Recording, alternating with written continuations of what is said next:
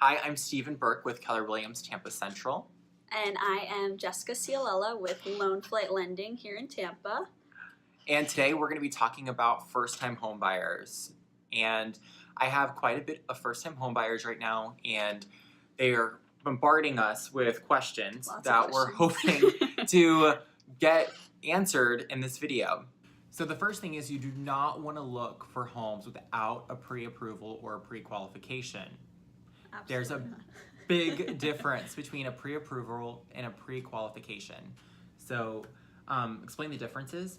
Okay, it's quite a few. So really depending on the company, a pre-qualification to most is going to be just a application. You pick up the phone, hey Stephen, you're a real estate agent, you make $1 million a year and you have no debt and a perfect credit score. Don't we all wish that we had that? So typically pre-qualifications are just based upon the information which you provide over the phone and a credit pull. So as you can imagine, when you get into the home buying process, you're going to have to provide your tax returns, your W-2s, your pay stubs. So many things can change the quality of that information you provided with the phone call.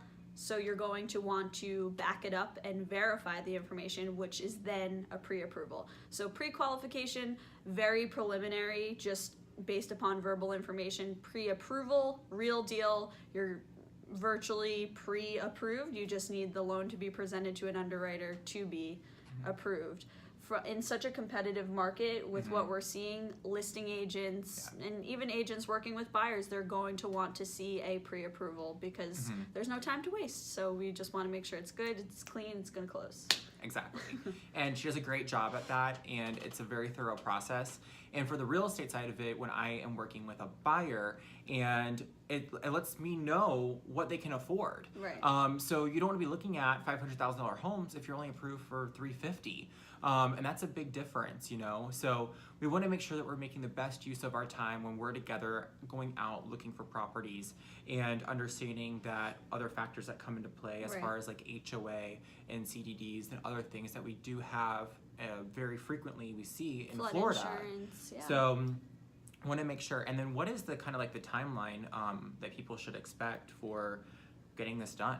Great question. So you can anticipate a process. Really, it can go as quickly as you'd like, or if you need to take your time with it, you're trying to space out a lease ending.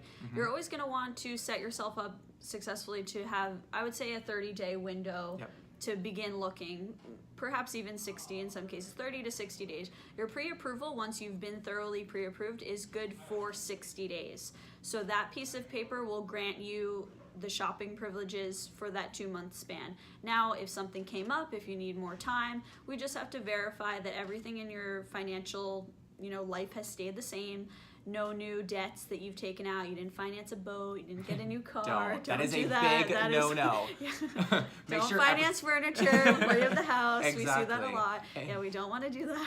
And make sure things are on auto pay. So like another tidbit pay your bills. We had an issue with right before closing, someone just happened to miss a car payment or paid it late. So make sure things are on auto pay for at least the minimum payment throughout this period, so you don't overlook anything that could, jeopardize you closing on that home. So really the process from when you find a home and to when you close, you are under a magnifying glass, that rewards you with a beautiful home thereafter. So they're going to be monitoring any credit pulls. You don't want to take out new debt. They're going to look at deposits going into your bank account, things such as that. So if there's ever a question, you're not sure, you're confused, you had a late night anxiety ridden thought, you just call us and we will guide you through it. Exactly. We don't want you to lose the house over something so small. No. So and so what we're seeing right now is that there's people, the biggest thing is like, we don't have money to buy a home. That is a complete myth. Everything is, creative. There's so many different things out there.